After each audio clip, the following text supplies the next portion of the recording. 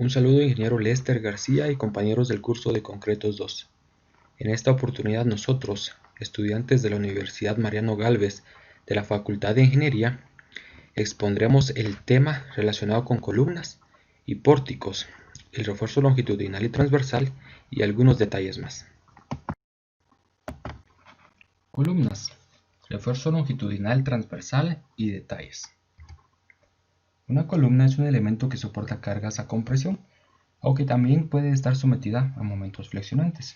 El diseño de las mismas debe ser muy cuidadoso, ya que la falla en una columna puede hacer que exista un colapso total de la edificación en algunos casos. Por lo tanto, se debe disponer de un refuerzo adecuado en la misma. El refuerzo principal es el refuerzo longitudinal, el cual va paralelo a la aplicación de la carga y es necesario para obtener la resistencia a flexión y para reducir los efectos del flujo plástico. ¿Qué es el flujo plástico? Es el incremento de la deformación del concreto sujeto a un esfuerzo constante con el transcurso del tiempo. Si no se considera el flujo plástico, la estructura puede llegar a fallar. La cuantía es la relación entre el acero y el hormigón. Algo relacionado con la cuantía puede ser la cuantía balanceada, que es la cantidad de acero que logrará que el hormigón y el acero fluyan al mismo tiempo. Ahora, si se refuerza la columna más allá de la cuantía balanceada, la falla se producirá entonces en el hormigón, cosa que no debe suceder.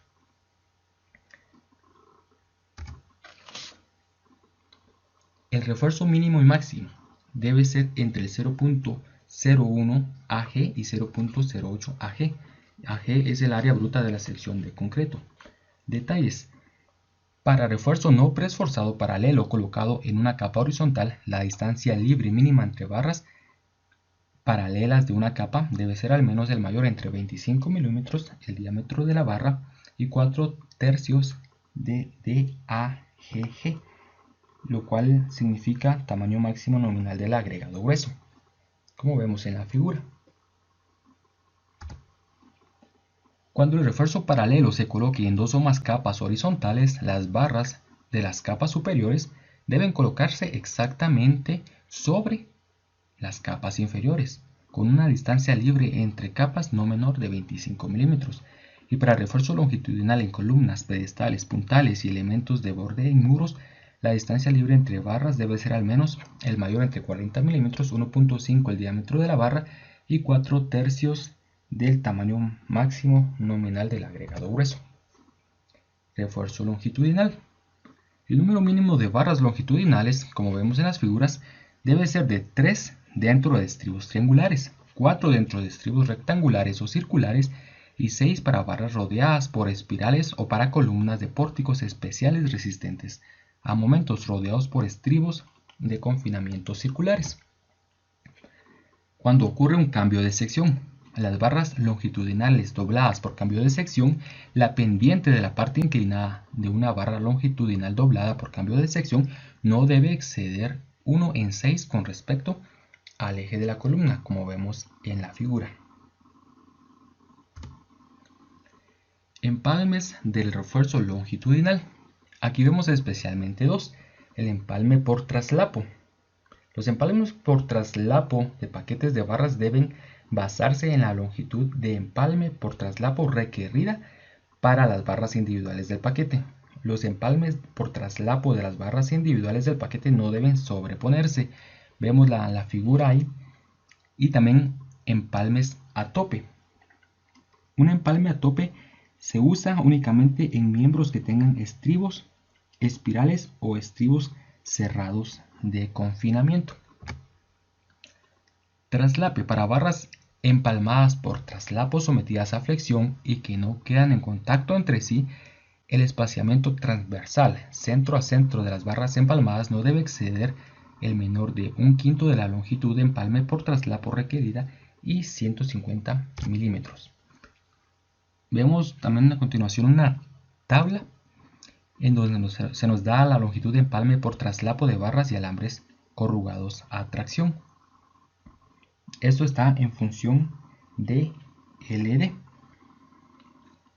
LD es la longitud de desarrollo, longitud mínima de una barra para transferir su fuerza máxima de tracción hacia el hormigón. Refuerzo transversal. Se debe colocar refuerzo transversal que cumpla con los siguientes requisitos más restrictivos para el espaciamiento del refuerzo. Debe cumplir al menos con espaciamiento libre de al menos 4/3 de DAGG. El espaciamiento centro a centro no debe exceder menor de 16 diámetro de la barra longitudinal, 48 diámetro de la barra del estribo y la menor dimensión del miembro. El diámetro de la barra del estribo debe ser al menos barras número 10 encerrando barras longitudinales número 32 o menores, barras número 13 encerrando barras longitudinales número 36 o mayores. Otro detalle del refuerzo transversal. Cada barra longitudinal de esquina y barra alterna debe tener un apoyo lateral dado por la esquina de un estribo con un ángulo interior no mayor de 135 grados, como se ve en la figura. También ninguna barra que no esté apoyada lateralmente puede estar separada más de 150 milímetros libres de una barra apoyada lateralmente. Estas son condiciones que se deben de tomar en cuenta en el refuerzo transversal. Estribos cerrados de confinamiento. Los estribos cerrados de confinamiento se muestran a continuación. Consisten en un estribo cerrado o un estribo enrollado en forma continua, los cuales pueden estar constituidos por varios elementos de refuerzo con ganchos sísmicos en sus extremos, como se ve en las figuras siguientes. El compañero Erwin Cifuentes tiene esta oportunidad de describirles la sección 18.3 y 18.4 del Código ACI 318-2014 en referencia a lo que es pórticos ordinarios resistentes al momento. Dice que se diseña principalmente para que tengan un comportamiento elástico con una capacidad ilimitada de inclusionar en el rango inelástico y disipar energía. Estos sistemas estructurales se utilizan en un área de baja sismicidad. Sus vigas dice que deben de cumplir con 2 barras continuas colocadas en la cara superior como en la cara inferior, y las barras de la cara inferior continuas deben de tener un área no menor a 1/4 del área de la barra de las barras inferiores a lo largo del vano. Estas barras deben de estar ancladas para que puedan desarrollar FY atracción en la cara del apoyo. Las columnas que tengan longitudes soportadas menores a 5 veces a la cara mayor de la columna deben de tener un cortante nominal al menos igual o menor a entre A y B. El cortante asociado de desarrollo de resistencias a momento nominal de la columna en cada extremo restringido de la longitud no soportada debido a flexión con curvatura inversa. La resistencia de la columna debe de calcularse para fuerzas axiales mayoradas considerando con las acciones de las fuerzas de sismo. Dice que el cortante también puede ser el cortante máximo de la combinación de carga de diseño, incluyendo E, donde E son las fuerzas laterales provocadas por sismo, con un factor de amplificación de resistencia por los efectos de sismo, sustituyendo solamente a los efectos por sismo. Pórticos intermedios resistentes a momento se diseñan para que sean capaces de incursionar en un rango inelástico con una ductilidad y una capacidad de desempeño de energía moderada, pero para lo cual se requiere limitar las fallas frágiles. Se utilizan estos sistemas estructurales en una zona de moderada sismicidad. Las vigas también deben de cumplir con 2 barras continuas a lo largo de la cara superior como en la cara inferior, y la diferencia de áreas entre estas no puede ser más de 1/4. Y también deben de estar ancladas para que puedan desarrollar FY atracción en la cara del apoyo. El cortante nominal debe ser igual al menor entre A y B. La suma de cortante asociado con el desarrollo de la resistencia al momento nominal de la viga en cada extremo restringido a la luz libre debido a la flexión de la curvatura inversa, o el cortante calculado para las cargas gravitacionales mayoradas. El cortante máximo obtenido, o puede ser también el cortante máximo obtenido combinando las cargas de diseño que incluyen efectos de sismo, o el doble de esta indicados por el reglamento general de construcción. Dice que en ambos extremos de la viga se debe colocar estribos cerrados de confinamiento en una distancia de 2H desde la cara del miembro hacia el centro de la luz, y el primer estribo debe estar a no menos de 50 milímetros. Aquí en la gráfica podemos ver a dónde llega nuestra distancia de confinamiento 2H, y donde nuestro primer estribo debe ir a no menos de 50 milímetros, y el espaciamiento en el área de confinamiento debe cumplir cualquiera de las siguientes condiciones: de cuartos, 8 veces la barra longitudinal confinada de menor diámetro, 24 veces el diámetro de la varilla del estribo cerrado de confinamiento, o 300 milímetros. Se tomará el menor entre estos.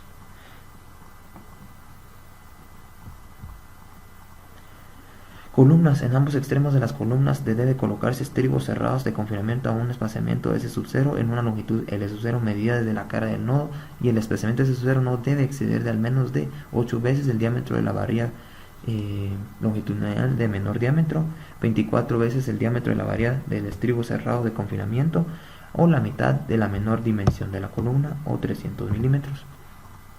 En esta gráfica se detalla mejor, donde tenemos nuestra longitud de L0 o longitud de donde se requiere refuerzo transversal, y donde están la separación de los estribos que deben de cumplir cualquiera de estas tres condiciones: B cuartos, 6 veces el diámetro de la varilla longitudinal, o S0, que son 300 milímetros.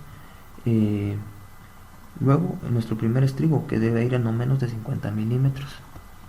Y dice que la longitud del S0 no debe ser menor entre la mayor de las siguientes opciones: un sexto de la luz libre de la columna, la mayor sección transversal de la columna, 450 milímetros. Dice que para el primer estribo cerrado de confinamiento debe de estar situado a no menos de S medios de la cara del nodo. Esto debe cumplir con la sección de ACI 10.7.6.5. Aquí donde tenemos cuando el cortante para columna no presforzada y columna para columna presforzada, y se debe tomar el menor entre ellos. Dice que el objetivo de las secciones anteriores de ACI se enfoca principalmente en evitar las fallas por cortante en vigas columnas durante el sismo, y se proponen dos opciones para determinar las fuerzas cortantes. Dice que una de las opciones es cortando las vigas o columnas en sus extremos, y tomando con ellos los momentos horarios y antihorarios que tendrán al obtener un diagrama de cuerpo libre, donde se tomará un factor de reducción de resistencia de igual a 1, y será dada por la siguiente condición: y combinación de cargas, donde nuestra combinación de cargas sería esta, y se tomaría una carga linealmente distribuida para obtener el diagrama de cuerpo libre para obtener el cortante en nuestras columnas, donde nuestro cortante estaría dado por el MNT más MNB partido 2, donde son los momentos en ambos extremos. Dividió la longitud entre apoyos, luz libre entre apoyos. Dice que esta sección solo trabaja para losas en dos direcciones, que no trabajen con viguetas o con vigas en los extremos y sean totalmente planas. El momento MC se referirá para una combinación dada a la carga de diseño con E actuando en una dirección horizontal de la porción del momento mayorado de la losa. Solo se asignará una fracción del momento MSC al ancho efectivo de la losa para la conexión de borde y esquina en refuerzo de paraflexión perpendicular al borde. No se considerará completamente efectivo a menos de que se encuentre dentro del ancho efectivo de la losa. Dice que no se considerará el refuerzo a flexión efectivo, siempre y cuando este refuerzo esté colocado fuera de esta área donde es el ancho efectivo de la losa, donde aquí tenemos el ancho efectivo para una losa con una columna de borde y una columna de esquina. Espero haya sido de bastante ayuda, compañeros. Les agradezco su atención. Hasta una próxima. Buenas noches, compañeros. Mi nombre es Jeffrey Sack. Yo continuaré con la presentación. Estaré explicando sobre las vigas de pórticos especiales resistentes a momentos que se encuentran en la sección 18.6 del ACI 31814. La razón por la cual incluimos este tema es porque las vigas también son parte de los pórticos, por tanto, columna y viga son esenciales para el buen funcionamiento de los pórticos resistentes a momento. En la sección 18.6 se refiere a vigas especiales que resisten momentos ante fuerzas sísmicas y que se diseñan principalmente para resistir flexión y corte. Para empezar, este reglamento se realizó suponiendo de que la viga y columna están unidos mediante nudos vigas-columna, como vemos en el dibujo aquí abajo. Este nudo viga-columna es la unión entre la columna y la viga. Es muy importante para que las fuerzas que se puedan transmitir entre las vigas puedan ser transmitidas a elementos soportantes. En este caso sería que las fuerzas o esfuerzos que sufre la viga puedan ser transmitidos correctamente o más eficazmente a las columnas y luego estas que sean transmitidas a los cimientos y luego que sean transmitidas al suelo. Para alcanzar un desempeño máximo en estos nudos es importante que la unión esté confinada. Para poder alcanzar un confinamiento, muchas veces se utilizan estribos dentro de los nudos para que puedan estar confinados y de esta manera asegurar la unión entre la viga y la columna. También dice que se acepta que vigas y columnas puedan estar inclinadas siempre que el sistema resultante se comporte como un pórtico. O sea que este reglamento también se aplica a vigas y columnas inclinadas. Ahora, en cuanto al diseño de las vigas deben cumplir con los siguientes requisitos. En el requisito A, la luz libre LN no debe ser menor que 4D. La distancia D es una sección crítica que va desde la cara del apoyo hasta donde empieza a alcanzar una zona de compresión. Entonces se dice que la luz libre no debe ser menor que 4 veces D. Ahora, en el reglamento del ACI se refiere a D como la distancia desde la fibra extrema en compresión hasta el centroide de refuerzo longitudinal en tracción en milímetros. El segundo inciso o segundo requerimiento dice que el ancho BW debe ser al menos igual al menor de 0.3 H y 25 centímetros. BW se refiere al ancho del alma de la viga y H sería la altura de la viga. Y por último, la proyección del ancho de la viga más allá del ancho de la columna soportante a cada lado no debe exceder el menor de C2 y 0.75 C1. Para ejemplificar este punto C, tenemos aquí algunos diagramas.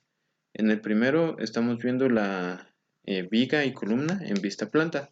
Como podemos ver, las secciones de la viga sobresalen del ancho de la columna. Entonces, para que esto sea efectivo, en el inciso C dice que no debe exceder el menor de C2 y 0.75 C1. C2 se refiere al ancho de la columna, si lo vemos en la vista planta, y C1 sería el alto. De igual manera, viéndolo desde la vista planta, para que la columna y la viga puedan trabajar de una forma eficaz. Ahora en el segundo diagrama estamos viendo una vista de columna y viga, pero en vista elevación. Entonces, como vemos a los lados, tiene, por decirlo así, una parte que sobresale del ancho de la columna.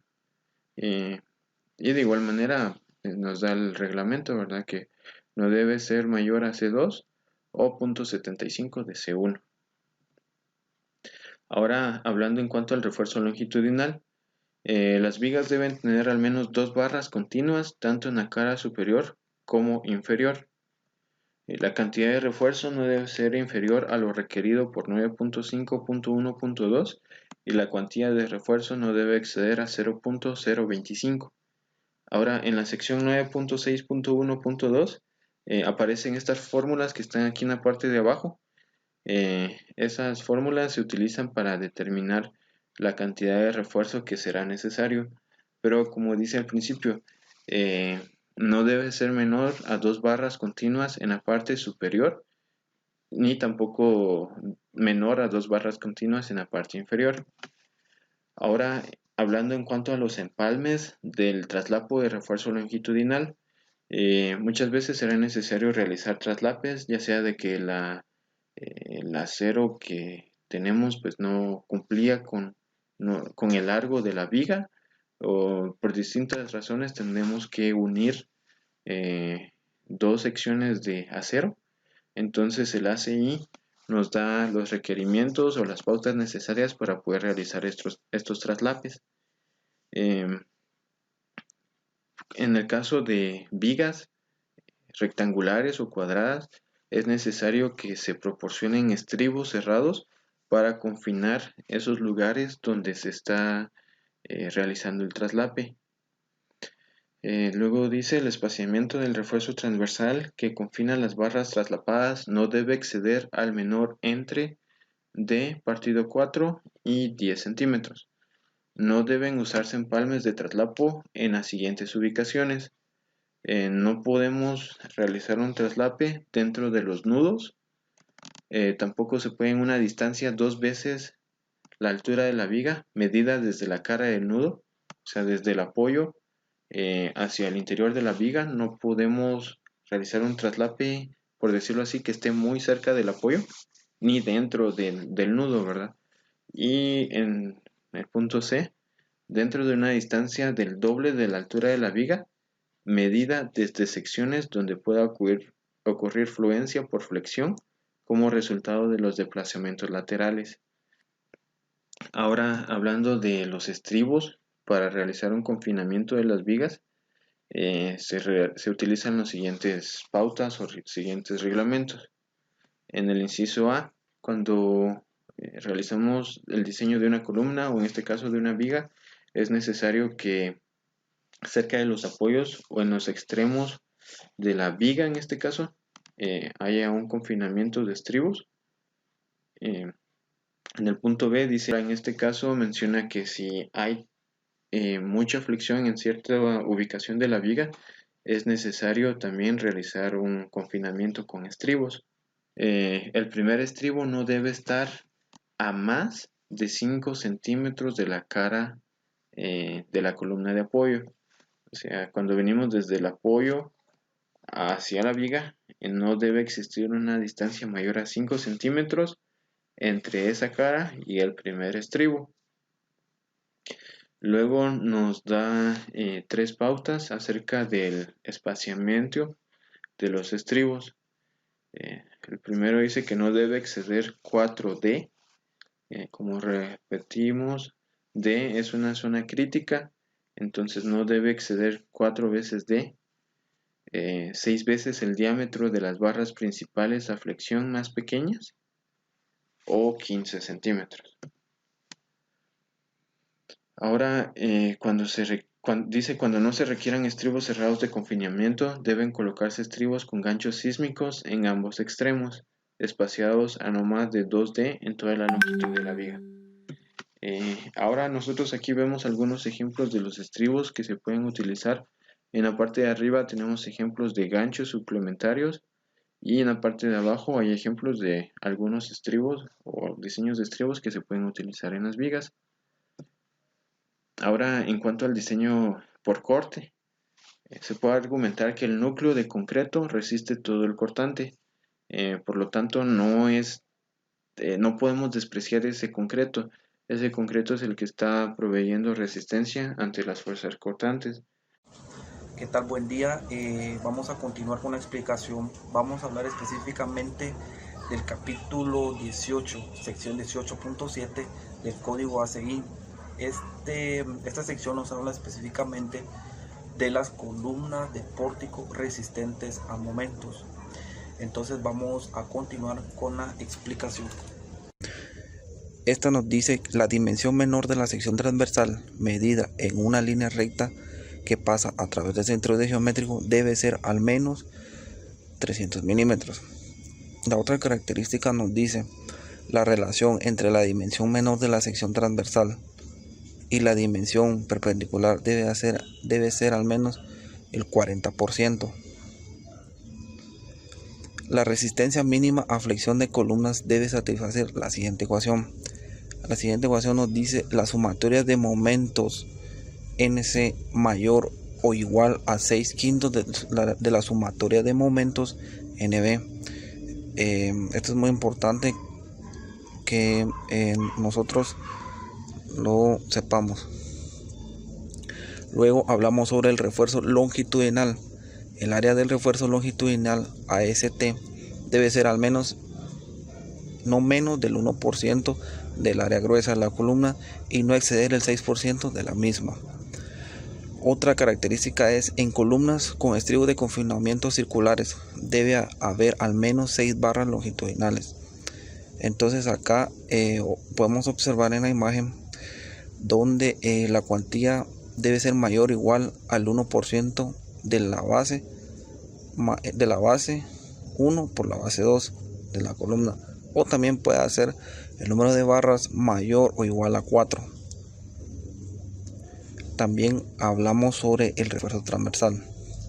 El refuerzo transversal tiene 3 características fundamentales, ya sea la altura de la columna en la cara del nudo o en la sección donde puede ocurrir fluencia por flexión. También se puede tomar 1/6 de la luz libre de la columna o bien sea 450 milímetros. El refuerzo transversal debe disponerse de acuerdo con el refuerzo transversal debe consistir ya sea que en espirales simples o entrelazadas o estribos cerrados de confinamiento circulares o rectilíneos. En los dobleces, los estribos cerrados de confinamiento rectilíneos y de ganchos suplementarios. Entonces vamos a hablar sobre la separación del refuerzo transversal. Para ello mencionamos que en este caso no se debe exceder de la 1/4 parte de la dimensión menor de una columna, o también 6 veces el diámetro de la barra menor del refuerzo longitudinal, o también podemos observar aquí esta ecuación. Ya, cualquiera de las 3 nos da un valor bastante aceptable a la hora de calcular nuestro refuerzo transversal. Acá podemos apreciar mejor. Acá tenemos, como todos sabemos, acá en los ganchos, el tamaño de los ganchos tiene que ser 6 veces el diámetro de la barra o bien sea 75 milímetros. También en este caso observamos acá,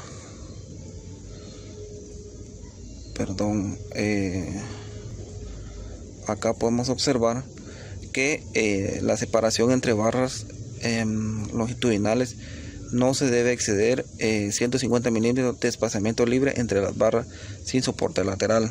De acuerdo, acá también podemos observar una característica en los estribos. En los estribos dobles, en donde dice que el ángulo de los soportes laterales no debe exceder 135 grados. También acá observamos que dice que la barra espaciada a más de 150 milímetros soporta lateralmente por un estribo. Ya. Entonces acá podemos ver los ganchos suplementarios que son muy importantes en una sección de una columna. Continuando, por último hablamos sobre la fuerza de diseño cortante. De acuerdo. Entonces, la fuerza de diseño a corte dice que se debe determinar considerando las máximas fuerzas que puedan generarse en las caras de los nudos de cada extremo de la columna. Estas fuerzas se deben determinar usando resistencias a flexión máximas probables a cada extremo de la columna, correspondiente con las fuerzas axiales mayoradas que actúan en ella.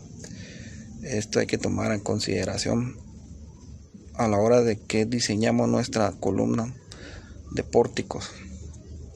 Entonces, continuando, el refuerzo transversal. Cuando hablamos de refuerzo transversal, hablamos que el refuerzo transversal en las barras donde se puede producir rótulas plásticas debe diseñarse para resistir el cortante, suponiendo el aporte de corte en el concreto sea igual a 0, siempre y cuando ocurra simultáneamente. Otra situación que podemos mencionar es que la fuerza cortante inducida por el sismo representa la mitad o más de la resistencia a cortante requerida dentro de las longitudes de plastificación probable. También hablamos de la fuerza axial a compresión mayorada, incluyendo los efectos sísmicos, debe ser menor al 5% de la resistencia a compresión del concreto, esto multiplicado por el área bruta de la sección de la columna. Bueno, esto es todo acerca de las columnas de pórticos resistentes a movimiento.